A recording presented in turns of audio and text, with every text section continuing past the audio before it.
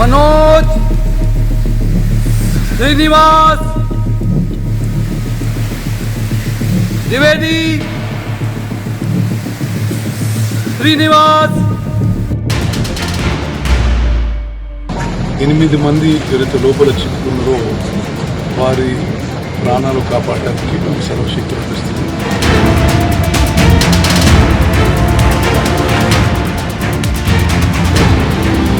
పేర్లు పిలిచినా రెస్పాన్స్ లేదు. చివరి ప్రయత్నం కూడా చేస్తూ ఉన్నారు. తీవ్రత భయంకరంగా ఉంది, చెప్పలేము ఇప్పుడే. అంత ఆశాజనకంగా కనపడతలేదు.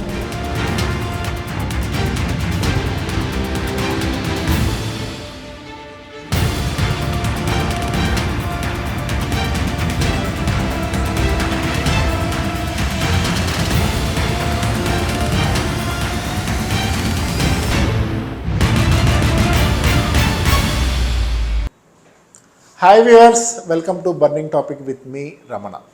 ఎస్ఎల్బిసి టన్నెల్లో జరిగినటువంటి ప్రమాదం, ఘోరమైనటువంటి ప్రమాదం, ఇంకా దానికి సంబంధించినటువంటి సహాయక చర్యలు కొనసాగుతూనే ఉన్నాయి. 8 మంది ఏమయ్యారు, 8 మందికి సంబంధించినటువంటి ఆచూకీ ఏంటి అనేటువంటి అంశంపైన సర్వత్రా ఒక ఆందోళన నెలకొందని చెప్పవచ్చు. ఎందుకంటే గత 3 రోజులుగా జరుగుతున్నటువంటి సహాయక చర్యల్లో ఎటువంటి పురోభివృద్ధి అయితే కనిపించట్లేదు. సరే, దాంట్లో కూడుకున్నటువంటి మట్టిని తొలగించారా, దాంట్లో ఉన్నటువంటి కంకరం తొలగించారా, దాంట్లో ఉన్నటువంటి నీటిని బయటకు పంపిస్తారా, ఇట్లాంటివన్నీ కూడా మనం చూస్తున్నప్పటికీ కూడా, వాటికి సంబంధించి అన్ని బయటకు వచ్చినప్పుడు కూడా అసలు మోటో ఏదైతే ఉంటుందో ఈ రెస్క్యూ ఆపరేషన్స్కి సంబంధించి మొత్తంగా కోర్ పాయింట్ ఏదైతే ఉంటుందో ఆ 8 మంది కార్మికులను రక్షించడం అనేటువంటిది అది నెరవేరలేదు. నెరవేరే పరిస్థితి ఉందా లేదా అనే దానికి సంబంధించి కూడా ఒక క్వశ్చన్ మార్క్ కనపడుతుంది. ఎందుకంటే ఇప్పటికే 14 కిలోమీటర్ల దగ్గర ఆ టన్నల్ ఏదైతే 13-14 కిలోమీటర్ ఆ టన్నల్లో ఉన్నటువంటి ఆ ప్రాంతం ఏదైతే ఉంటుందో ఆ టన్నెల్లో ఇంకొక 500 మీటర్ల మేర ఇంకా ఆ టన్నెల్లో డిగ్గింగ్ జరగాల్సింది, ఆ డిగ్గింగ్ చేయాల్సినటువంటి పరిస్థితి ఉంది.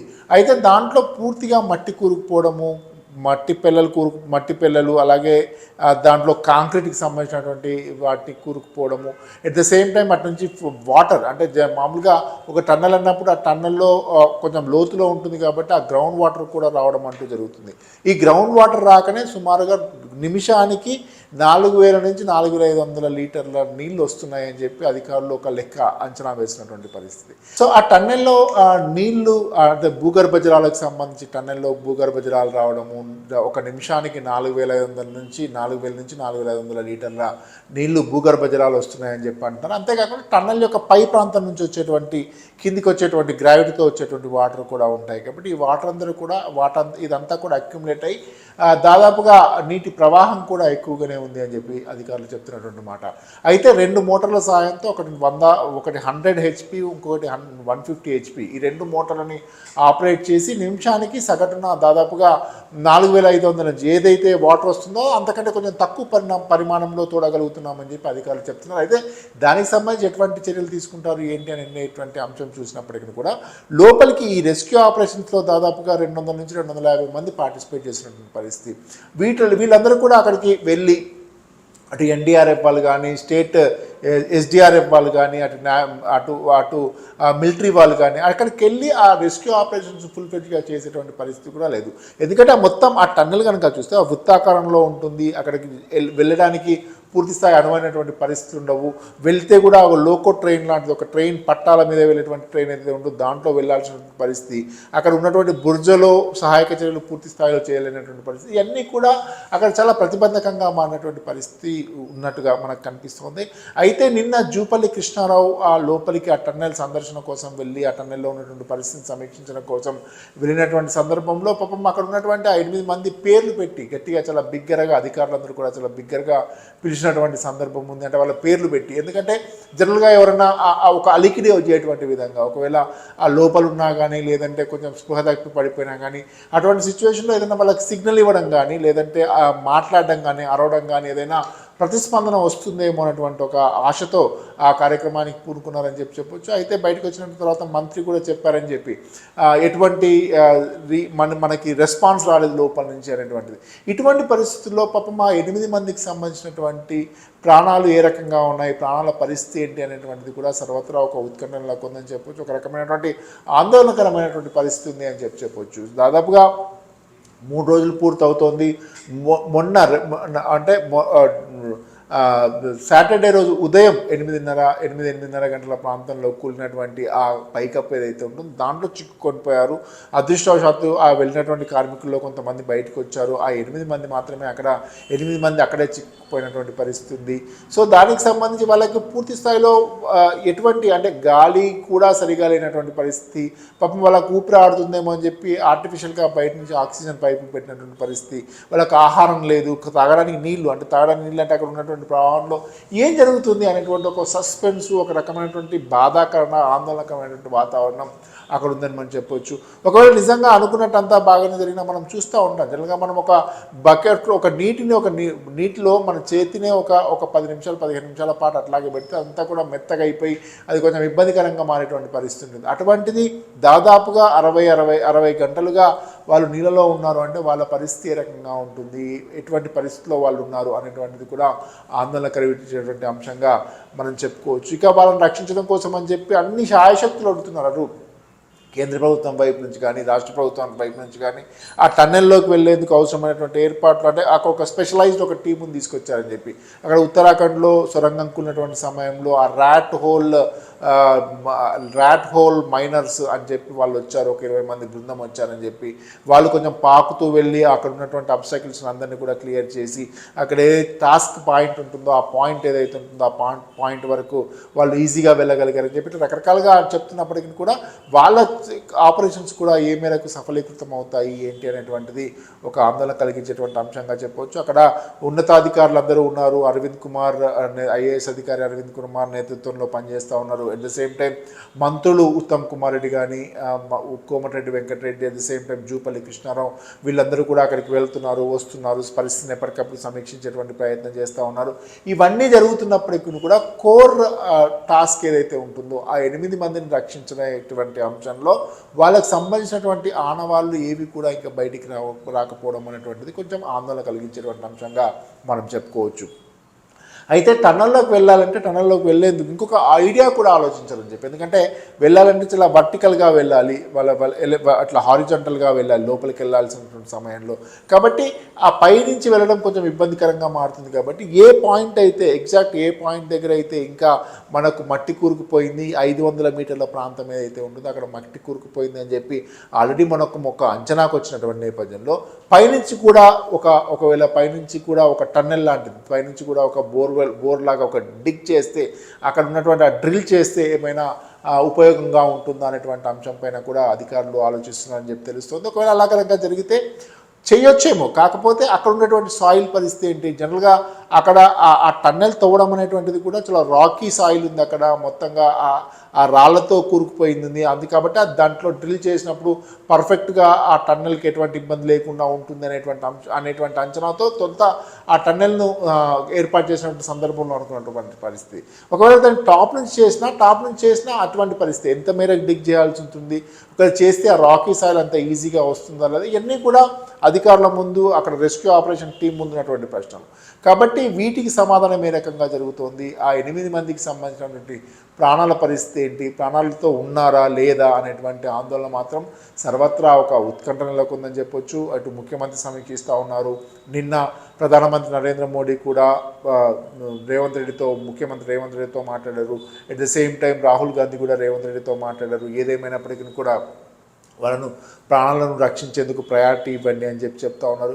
ఇటువంటి పరిస్థితుల్లో పాపం తిండి కోసం పొట్ట చేత పట్టుకొని పని కోసం వచ్చినటువంటి ఈ 8 మంది కార్మికులు ఏ రకంగా ఉన్నారు, వాళ్ళ కుటుంబ పరిస్థితులు ఏంటి అనేటువంటి అంశం పైన వాళ్ళని తలుచుకుంటేనే కొంచెం బాధేసేటువంటి పరిస్థితి అయితే మనకు క్లియర్గా కనపడుతోంది.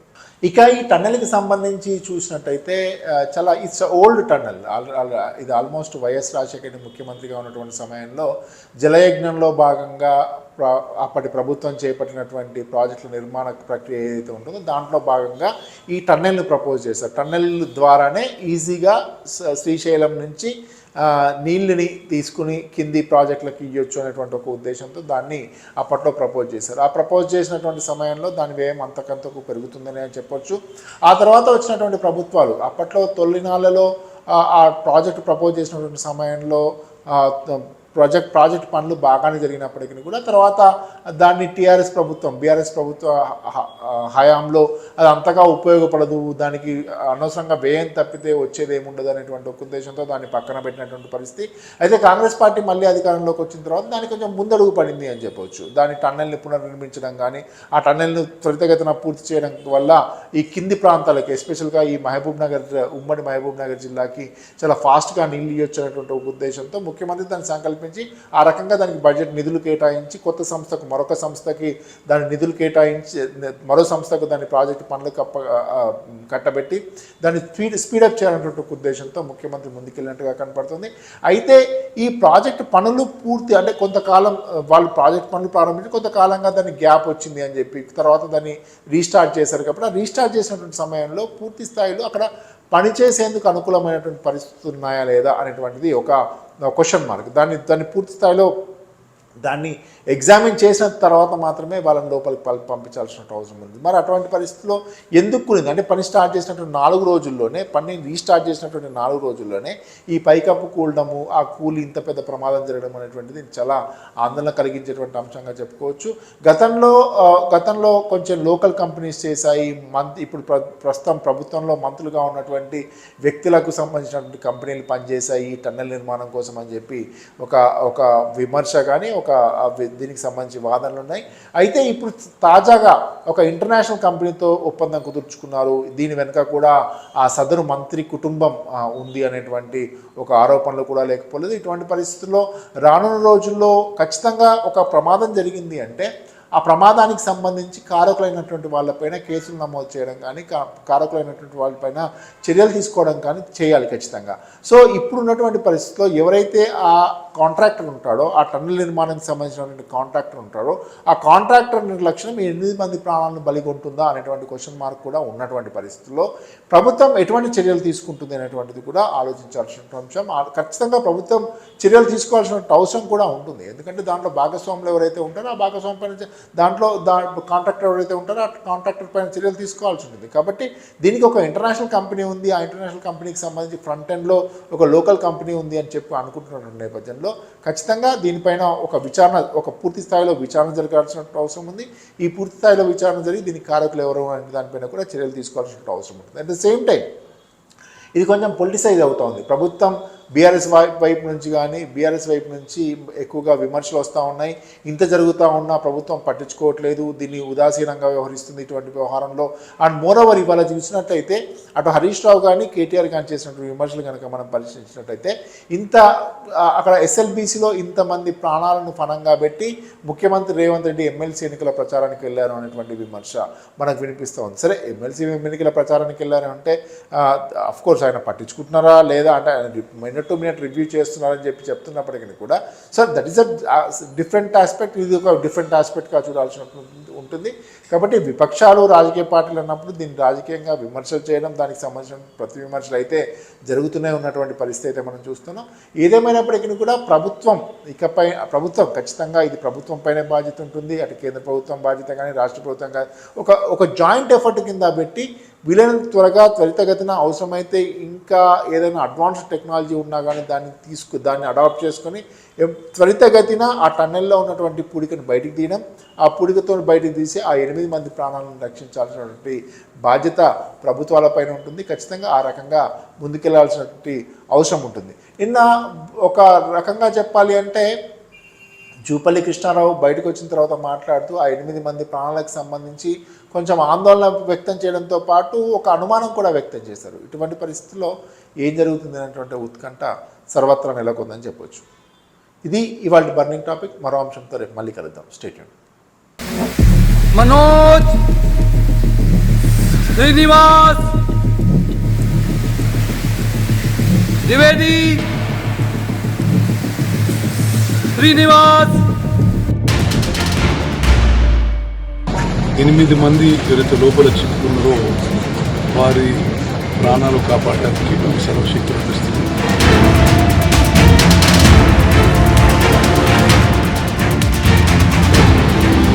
పేర్లు పిలిచిన రెస్పాన్స్ లేదు, చివరి ప్రయత్నం కూడా చేస్తూ ఉన్నారు. తీవ్రత భయంకరంగా ఉంది, చెప్పలేము ఇప్పుడే, అంత ఆశాజనకంగా కనపడతలేదు.